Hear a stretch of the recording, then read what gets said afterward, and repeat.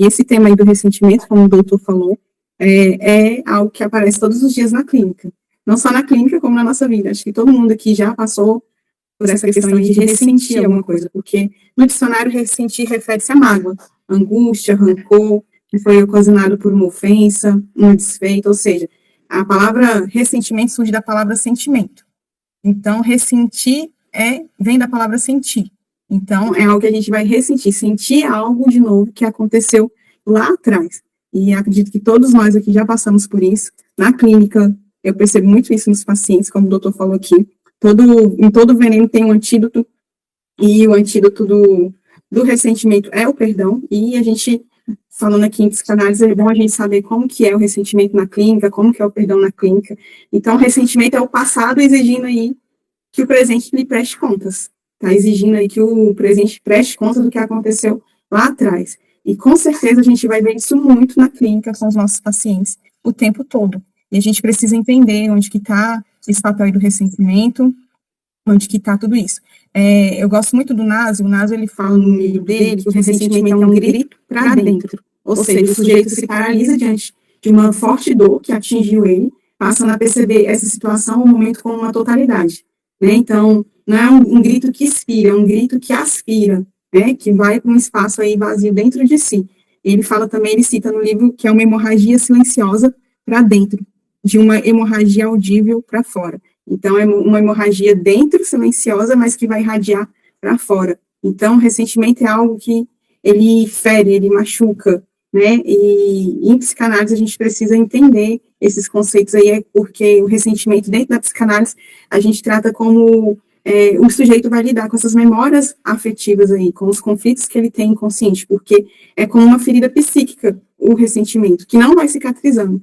E aí, ele, como o doutor falou muito bem aí, ela é mantida pela repetição, vai repetindo, ou seja, ressentir, eu vou repetir, eu vou sentir, eu vou ressentir de novo aquilo que eu senti, aquela ofensa mental, aquela perda. E na psicanálise também a gente vai trabalhar com o perdão dentro do ressentimento, porque não é esquecer perdão dentro da psicanálise, mas é um processo, como o doutor falou, de reelaboração, né, que a gente vai fazer com que o sujeito saia dessa fixação que fixou na dor e ele congelou ali. Então, é muito importante isso, né? Então, o perdão, como o doutor falou, a gente precisa reconhecer qual foi a ferida, expressar essa raiva, a gente precisa sentir essa raiva, essa tristeza, essa frustração, para então dar um novo sentido, ressignificando, elaborando, e sair também dessa identificação aí de papel de vítima. Foi muito falado semana passada sobre o vitimismo, e geralmente pessoas ressentidas, elas se colocam aí nesse papel de vitimista, e não saem desse papel.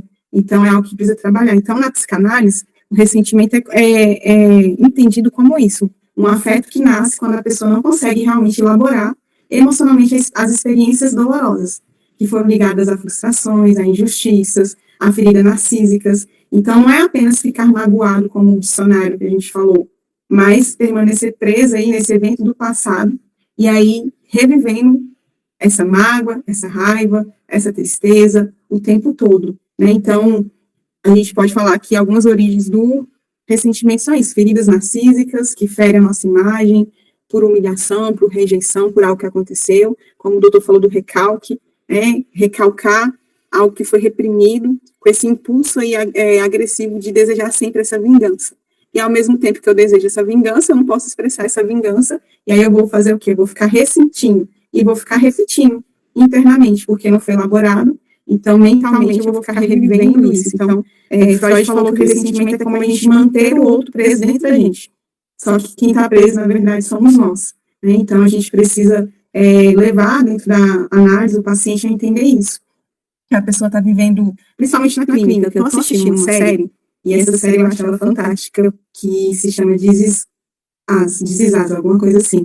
Esses somos nós, na tradução portuguesa. Ele fala de eventos traumáticos de uma família de geração, ele vai mostrando 3 gerações, né? Os filhos, que são os principais, e aí tem os pais, aí tem os futuros, os filhos que vão viver.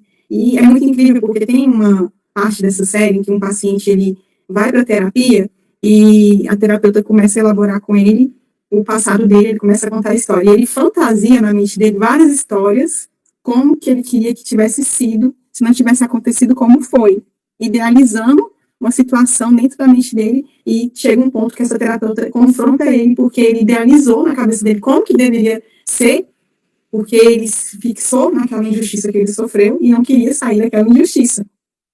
E aí a terapeuta confrontou ele e ele começou a entender que ele estava preso naquela ferida, ele queria de alguma forma ser justiçado, ele queria ser recompensado, ele criou uma fantasia de compensação, de revanche, de como teria sido em todas as vezes que ele voltava na mesma história e ele culpava uma pessoa específica da família que ele não conseguia perdoar, que não tinha resolvido ainda, e a terapeuta trouxe isso para ele, ele entendeu que ele precisava se resolver com a mãe dele, que na verdade ele não conseguia perdoar e criava várias histórias, e sempre nessas histórias ele trazia essa culpa para a mãe dele, então ele criou várias fantasias de compensação, então ficou bloqueado ali para poder, né, liberar essa questão. Então, a gente precisa entender que, às vezes, a pessoa vai ficar repetindo, ela vai criar fantasia, ela vai criar imaginário, ela vai criar revanche na cabeça dela, ela vai criar várias situações. Eu lido com alguns pacientes assim, eu tenho 3 pacientes que nós lidamos com perdão assim, e a gente foi trabalhando, porque criou na mente tudo que ela queria que acontecesse. E eu assisti essa série, achei muito interessante, porque aconteceu um caso comigo, clínico, e eu achei muito interessante. Então,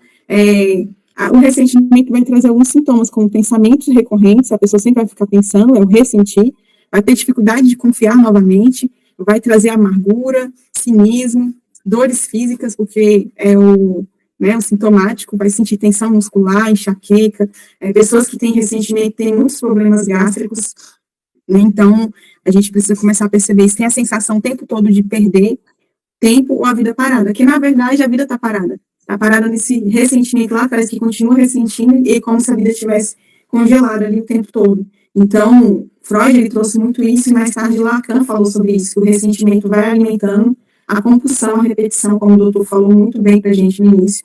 Então, a pessoa vai ficar repetindo, situações semelhantes, inconsciente, tentando resolver sempre aquela ferida, que na verdade está se repetindo o tempo todo na vida dessa pessoa, né? Então, são coisas que a gente vai precisar trabalhar, como o doutor falou da elaboração, trazer para a consciência o TQD, tornar consciente o inconsciente até perceber, para poder revisitar a cena, simbolizar a dor, reconhecer o que foi perdido, o que pode mudar, o que não pode mudar. O doutor fala muito aqui sobre aceitação.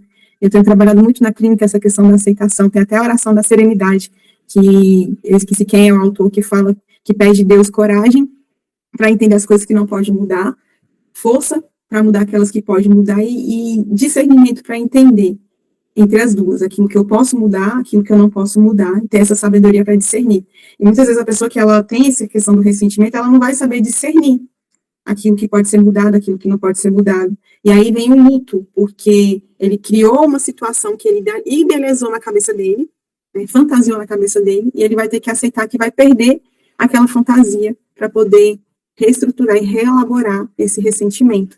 Né? Então, é uma separação simbólica, soltar o outro dentro de si para recuperar a si mesmo. Né? Que, como Lacan fala, nunca é sobre o outro. Então, muitas vezes o ressentimento, aquela frase que é bem clichê, mas verdadeira, é como beber veneno e esperar que o outro morra. Então, quem está ressentindo, na verdade, está morrendo. Esse ditado só ilustra a autodestruição silenciosa que o ressentimento provoca nas nossas vidas. E a gente precisa começar a entender isso. Para as minhas sessões, eu sempre pergunto para os meus pacientes, como as perguntas são as respostas, algumas perguntas no ressentimento. O que é que você ganha mantendo esse ressentimento vivo? Porque na maioria das vezes, ressentir não traz ganho nenhum. Então a gente às vezes precisa levar o nosso paciente a entender o que é que ele está ganhando mantendo isso vivo. E o que é que ele teme perder se deixar essa história para trás. Semana passada a gente falou no vitimismo sobre o ganho secundário. E a gente precisa levar o paciente a entender o que é que ele ganha, né? Qual é o ganho secundário que ele está tendo com esse ressentimento, e se realmente esse ganho é válido. E o que é que ele teme deixar para trás. Né? O que é que ele teme perder se ele deixar para trás esse ressentimento. O que é que ele poderia também fazer com a energia que está presa nessa mágoa. Porque ressentir, sentir, e sentir novamente, como o doutor falou sobre o mecanismo aí do cérebro, a ação do cérebro, vai gastar muita energia psíquica. E o que é que a gente poderia fazer, o que é que o nosso paciente poderia fazer se ele parar de gastar energia com esse ressentimento, nessa mágoa, e começar a gastar energia com outra coisa? O que é que ele poderia, né, fazer com essa energia que está gastando? Então, acho que isso é muito interessante.